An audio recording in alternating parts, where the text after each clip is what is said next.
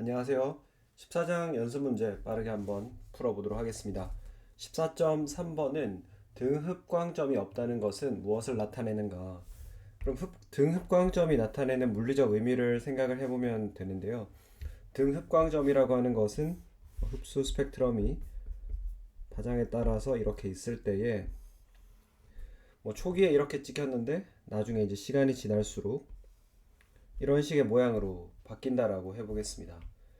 그래서 보시면은 여기 지점은 시간이 지나도 흡광도가 바뀌지 않죠. 이 말은 어떤 하나의 물질 A가 B로 바뀌어가는 과정에 있다라는 것을 의미를 하고 있습니다. 이게 A의 흡광 스펙트럼이었다면 이게 B의 흡광 스펙트럼이 되겠죠. 그래서 A, B 두 종류의 화합물이 평형 상태에서 서로 전환되고 있다라는 것을 의미를 하게 되겠습니다. 그래서 등흡광점이 없다라고 하는 것은 사실은 여러분들 논리를 배우셨으면 아시겠지만은 P면은 Q이다. 그러면 not Q이면 not P이다. 이 명제만 서로 상호 성립하지 P가 아니라고 해서 Q가 아니다. 이 명제는 사실은 성립하지 않죠. 근데 이제 우리 책에서 의미를 하는 것은 그러니까 흡광점의 의미가 뭐냐 그걸 물은 거라 가지고 그걸 가지고 해석을 한다면은 흡광점이 없다라는 것은 평형 상태에 서로 상호 전환하고 있는 두 물질이 없다라는 것으로 해석을 할 수가 있겠습니다. 아마 문제를 낸다면은 이런 식으로 내지 않고 그냥 등흡광점의 의미가 무엇이냐 이렇게 출제하도록 하겠습니다. 넘어가도록 할게요. 14장 14.8번 문제는 형광과 인광의 중요한 차이점들을 열거하시오. 그래서 형광과 인광의 차이는 들뜬 상태와 그 다음에 그것이 내려가는 바닥 상태 사이에 스핀 다중도의 차이가 없다면은 형광이 되고 다중도의 차이가 있다. 그래서 이런 알파 전자가 베타로 뒤집힌다거나 베타 전자가 알파로 뒤집힌다거나 하는 이런 과정이 수반된다라고 하면은 인광이라고 할 수 있죠. 스핀 다중도의 차이가 없는 것은 허용된 전이기 때문에 굉장히 빠르게 일어나게 됩니다. 그래서 우리가 대략 피코세컨드에서 대략 나노세컨드 단위. 근데 인광의 경우에는 스핀 다중도가 변하기 때문에 이것은 스핀 선택 규칙에 따르면은 금지된 전이에요. 그래서 이거는 훨씬 더 느린 스케일, 마이크로 세컨드에서 죄송해요. 나노 세컨드에서 마이크로 세컨드까지 굉장히 상대적으로 느리게 일어난다라고 할 수 있습니다. 이외에도 여러 가지 중요한 차이점들이 있지만은 이게 사실 가장 중요하기 때문에 이 부분만 짚고 넘어가도록 하겠습니다. 넘어갈게요. 14.9번은 77켈빈에서 온도가 77켈빈에서 나프탈렌의 가장 낮은 삼중항 상태는 가장 낮은 들뜬 단일항의 전자 에너지 준위보다 약 11,000 웨이브 넘버 더 아래에 있다. 삼중항이 이렇게 밑에 있고 들뜬 상태의 단일항이 조금 더 위에 있는데 그 둘의 차이가 11,000 웨이브 넘버 정도 된다라는 거예요. 평형에서 두 상태에 있는 분자수의 비를 구하라. 우리는 어떤 에너지 차이가 나는 두 상태 사이에 존재하는 분자들의 수를 비교할 때 이 볼츠만식을 사용을 할 수가 있고요. 볼츠만식은 이런 식으로 주어져 있습니다. 첫 번째 상태와 두 번째 상태 사이에 population 입자의 개수의 비는 다중도의 비에다가 에너지 차이를 이렇게 볼츠만 팩터라고 하는 지수함수의 형태로 고려를 해주는 거죠. 그러면은 삼중항이 더 밑에 있고 단일항이 더 위에 있기 때문에 1번을 삼중항, 2번을 단일항이라고 해볼게요. 삼중항은 미분화도가 3개죠. 단일항은 미분화도가 1입니다. 그래서 G값은 우리가 쉽게 알 수가 있고 에너지 차이도 계산할 수 있죠. 에너지 차이 델타 E는 HC에다가 파수 U 틸다를 곱해주면 되겠습니다. 여기서 이제 플랑크 상수는 주어지는 값이고 파수 만천 웨이브 넘버도 주어져 있는데 문제는 여기 이제 빛의 속도 여러분들이 3 곱하기 10의 8승 미터 퍼 세크를 많이 생각하실 텐데 여기는 지금 파수가 센티미터의 역수 단위로 주어져 있기 때문에 약분이 되려면 똑같이 센티미터 단위를 써야겠죠. 그렇게 하면은 이렇게 줄 단위로 에너지가 얻어지고 요 줄 단위로 얻은 에너지를 여기에다가 집어넣으면 아래 나오는 식이 되겠습니다. 그래서 계산기를 가지고 그리고 여기 KB는 이제 볼츠만 상수예요. 예전 전에 이야기했던 것 같은데 기체 상수 R을 아보가드로 수로 나눈 것이 되겠고 온도는 문제에서 주어졌죠. 77 켈빈. 그렇게 다 넣고 대입을 하면은 3.1 곱하기 10의 마이너스 90승으로 뭐 거의 없다라고 이야기할 수 있겠습니다. 이렇게 하고 넘어가도록 하겠습니다. 네, 14.10번은 1차 감소하는 어떤 유기분자의 발광에서 다음과 같은 데이터를 얻었다. 여기서 I는 발광의 상대적 색이다. 이 과정의 평균 수명 타우를 구하고 이 발광은 형광인가 인광인가를 구하라는 것이 문제가 되겠습니다. 그래서 여러분들이 1차 감쇄한다라는 것은 그 속도론 이야기했을 때 아마 일반학에서 배우셨을 것 같아요. 그래서 시간이 지난 t라는 시간이 지난 후에 세기는 초기 세기에다가 익스포넨셜에 마이너스 t 나누기 타우 뭐 이렇게 주어진다라고 우리가 수업 시간에 배웠습니다. 그래서 여기서 t는 시간을 의미하고 타우는 들뜬 상태의 수명 라이프 타임을 의미를 하죠. 그래서 우리가 이 타우를 구하고자 하면은 어떤 식으로 해야 되냐 하면은 물론 이 주어진 식을 눈으로만 보고는 구할 수 없습니다. 어떻게 해야 되냐 하면은 우리가 주어진 식의 형태를 변형을 해가지고 자연 로그 i0분의 i는 마이너스 t 나누기 타우 이렇게 되겠죠. 그래서 우리가 요 값을 y축으로 하고 여기 t를 x축으로 두게 되면은 어떤 식으로 식이 되냐면은 마이너스 타우분의 1 곱하기 t 이렇게 되죠. 그래서 시간을 x로 두고 요 값을 y로 두는 그래프를 그리면은 기울기가 바로 마이너스 타우분의 1로 주어지게 됩니다. 그래서 시간 빛의 세기가 주어졌을 때 제가 이렇게 식의 형태를 변형을 했습니다. 그래서 i 나누기 i0를 자연 로그를 취하면은 이렇게 주어진 요 행의 값들이 나오게 되고요. 그래서 첫 번째 행과 세 번째 행을 가지고 그래프를 그리면은 바로 아래와 같은 그림이 됩니다. 그래서 여기에서 이제 보시면은 기울기가 마이너스 0.8506 그래서 마이너스 타우분의 1은 마이너스 0.8506초 뭐 이렇게 되겠죠. 그래서 이거를 변형을 하면은 타우는 대략 1.2초 정도가 되겠습니다. 굉장히 긴 라이프 타임이죠. 형광이 주로 뭐 피코세컨드에서 나노세컨드 단위에서 얻어진다라는 걸 생각해 보면 이거는 굉장히 길기 때문에 인광이라는 것을 알 수가 있습니다. 이렇게 하고 넘어갈게요. 네, 14.13번은 사중항 상태의 분자는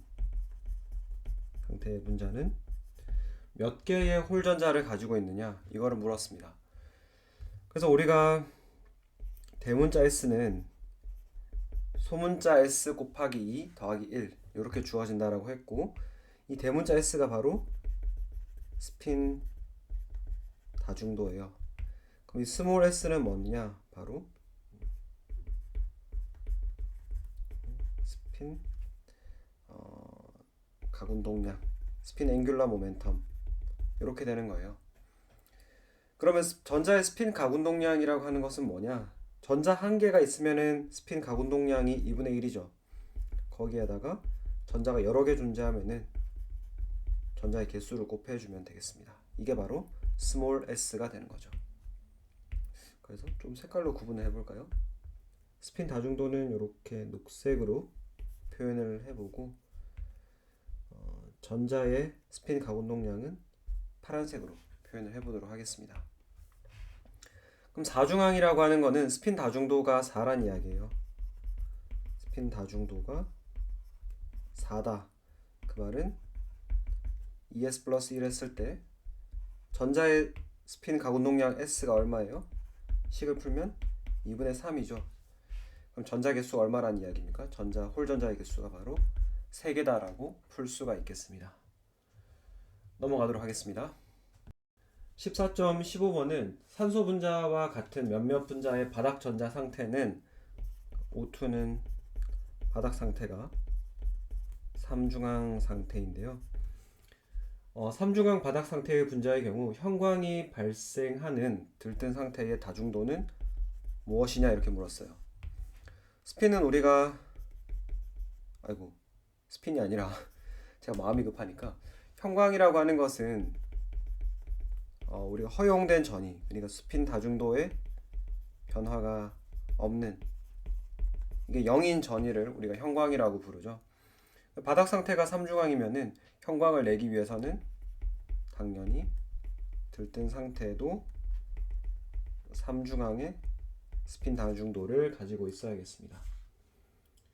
넘어가도록 하겠습니다. 네, 14.16번은 레이저의 특징 4가지를 말하라고 했죠. 이 수업 시간에 우리가 다루었던 부분인데요. 그래서 빛의 세기가 굉장히 강하다. 그죠? 우리가 스티뮬레이티드 에미션, 자극 방출을 하기 때문에 굉장히 빛의 세기가 강하다. 그리고 코히어런스, 떨어지는 자극 방출에 의해서 바닥 상태로 떨어지는 빛들의 위상이 전부 같기 때문에 균일하다고 하는 표현은 조금 부적절한 것 같긴 한데 위상이 같다. 네, 그렇게 하도록 하죠.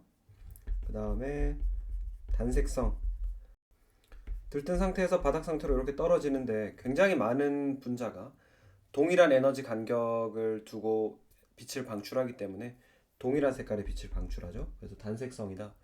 그리고 마지막으로 공간상으로 굉장히 집중되어 있다. 그래서 굉장히 이렇게 작은 영역에 빛의 파워가 집중이 되어 있다. 이런 이야기를 했었습니다. 이거는 강의를 다시 한번 체크해 보시고요. 넘어가도록 하겠습니다.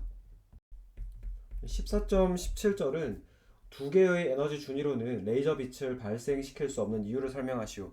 우리가 강의 시간에 다 했었죠. 투스테이트 모델 가지고는 빛의 세기를 무한대로 보낸다고 하더라도 들뜬 상태의 비율이 2분의 1을 넘을 수가 없다. 그래서 우리가 입자수 역전 현상을 만들 수 없다라고 했었죠. 그래서 최소 3스테이트 이상은 돼야지 그런 역전을 만들 수가 있다라는 것 했었죠. 그냥 강의 시간에 그대로 이야기를 했었기 때문에 그 부분은 여러분이 한번 찾아보시기 바랍니다. 넘어갈게요. 14.22번은 레이저 파장 범위를 넓히기 위해서 진동수를 변환시킬 수 있는 적당한 결정성 물질을 이용하여 진동수를 2배, 3배, 4배, 그러니까 증배, 3증배, 4증배 등의 기법을 사용한다라고 합니다. 1064 나노미터의 빛은 진동수 증배 과정을 거쳐서 532 나노미터가 된다라고 해요. 그러면 3증배와 4증배를 했을 때 얻어지는 파장은 어떻게 되느냐는 게 문제가 되겠습니다. 그래서 이게 지금 에너지는 람다분의 hc 이렇게 되는데, 증배를 한다는 거는 결국에는 에너지를 2배, 3배, 4배 한다라는 거예요. 그러면은 플랑크 상수 h와 빛의 속도 c는 변할 수 없기 때문에 파장이 2분의 1배 혹은 3분의 1배, 4분의 1배가 된다라는 말과 똑같습니다. 그죠? 그래서 증배를 했더니 파장이 2분의 1배가 되었죠. 그럼 3증배를 했다라고 하면은 3분의 1064 나노미터에 3분의 1이 되어가지고 대략 355 나노미터.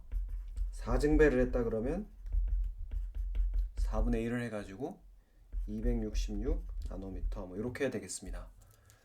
이 두 빛 모두 다 가시광선보다 파장이 짧은 자외선 UV에 해당하는 영역이 되겠죠. 넘어가도록 하겠습니다. 14.24번은 10Hz로 작동하는 한 레이저가 600 나노미터의 파장과 8나노세컨드의 펄스 길이를 가진 펄스를 발생한다. 이 레이저의 평균 출력은 400mW로 측정이 되었다라고 하네요. 레이저의 펄스당 에너지, 그리고 레이저 펄스의 최대 출력, 레이저 펄스당 광자의 수를 계산하라는 것이 이 문제가 되겠습니다. 그러면 우리가 계산을 해야 되는 것이 레이저 펄스당 에너지를 한번 먼저 계산을 해 보도록 할게요. 레이저 펄스당 에너지는 보시면은 400mW의 평균 출력을 가진다라고 했습니다. 그 말은 뭔가요? 그러면은 400mW라고 하는 것이 결국에는 1초당 400mJ의 에너지를 방출한다라는 것과 똑같은 이야기가 되겠습니다. 근데 여기 보시면은 지금 10Hz로 작동한다라고 했으니까 초당 10개의 펄스를 발생을 시킬 수가 있는 거죠. 그 말은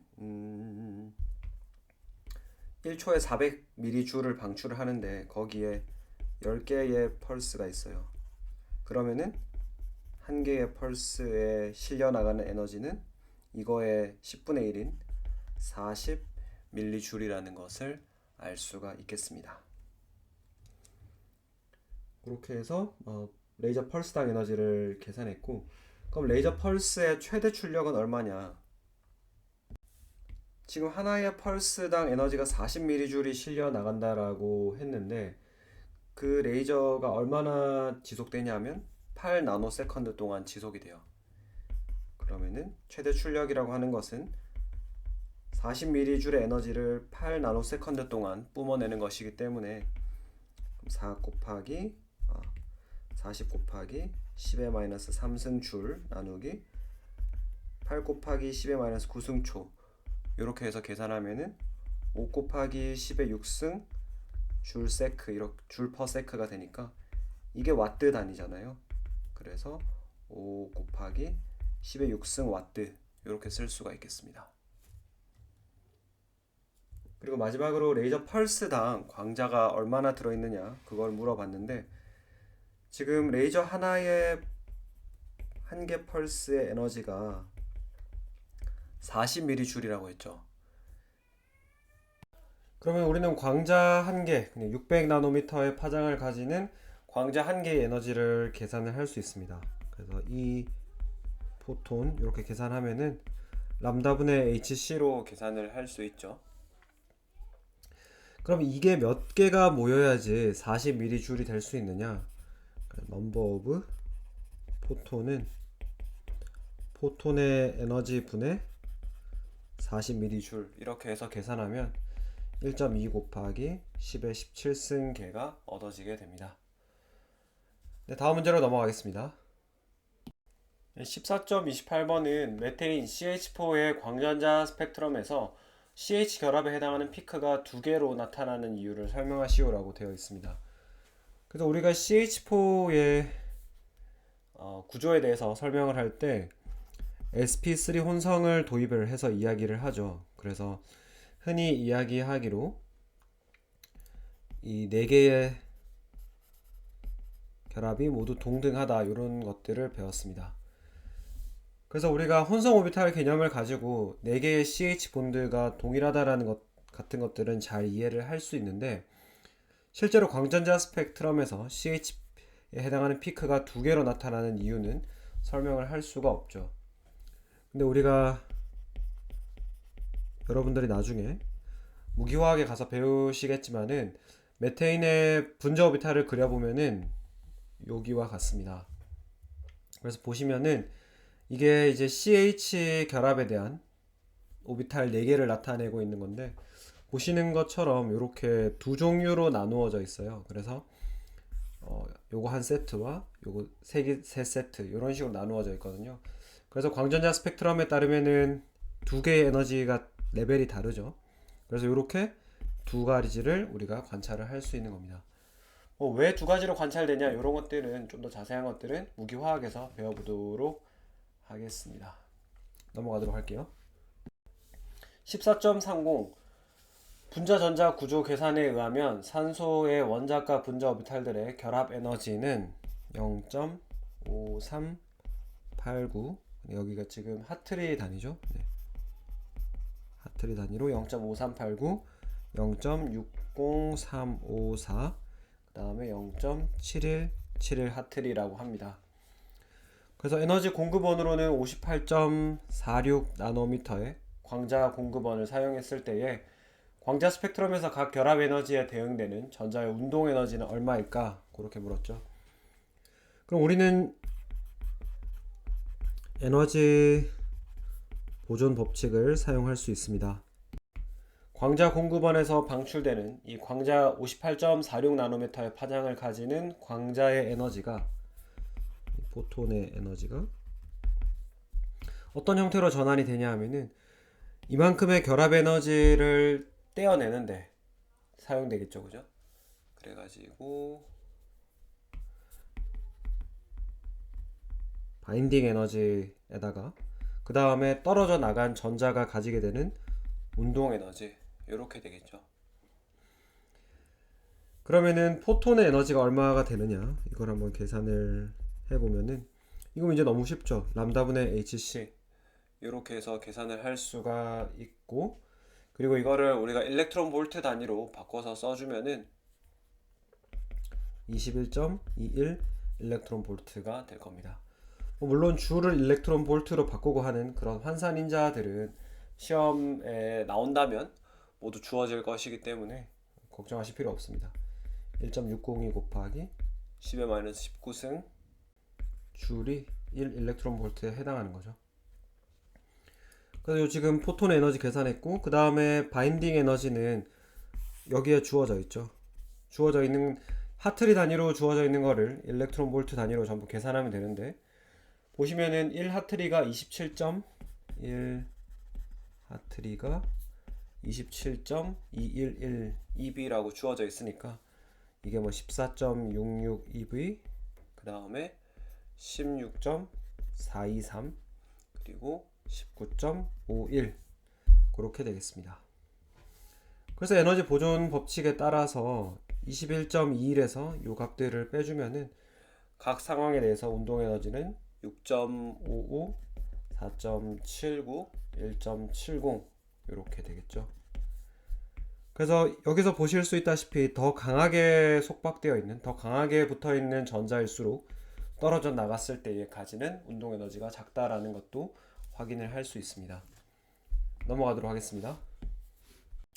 14.34번은 60MHz에서 작동하는 분광기를 사용했을 때에 어떤 화합물의 NMR 신호는 TMS 그러니까 기준 물질로부터 240Hz 낮은 장에서 관찰되었다라고 합니다. TMS에 대한 이 화합물의 화학적 이동 케미칼 시프트를 ppm 단위로 계산하는 것이 이 문제가 되겠습니다. 그래서 케미칼 시프트 델타 값은 어떻게 계산하냐 하면은 분광기의 스펙에다가 우리가 여러분들이 측정하는 물질이 기준 물질 레퍼런스라고 할까요? 여기서는 레퍼런스 물질이 TMS가 되겠죠. TMS로부터 얼마나 다운시프트 되어 있느냐 왼쪽에서 나타나느냐 그거를 계산하면 되는데 여기 곱하기 ppm 단위로 바꿔야 되니까 10의 6승을 곱해줘야겠죠. 그러면은 분광기의 스펙이 60MHz라고 그랬죠. 60 곱하기 10의 6승 Hz 이게 이제 메가 단위고요. 그 다음에 분자에 들어가는 기준 물질로부터 얼마나 벗어나 있느냐 240Hz가 되겠습니다. 여기에 10의 6승을 곱해주면 ppm 단위로 바뀌게 되는데 4ppm이란 걸 알 수 있죠. 그래서 TMS 0으로 보는 기준이 여기라고 하면은 대략 델타 값이 4인 요런 곳에 아이고, 피크가 이렇게 생겨 있다라는 것을 알 수가 있겠습니다. 넘어가도록 할게요. 14장이 이제 마지막 문제인데요. 14.35는 1H 수소 NMR 스펙트럼의 진동수가 600MHz가 되기 위해서 필요한 자기장의 세기는 테슬라 단위로 얼마이냐 이거를 물었습니다. 우리가 알고 있는 식은 자기장의 세기 B는 감마분의 2파이 뉴로 주어진다는 걸 알 수 있죠.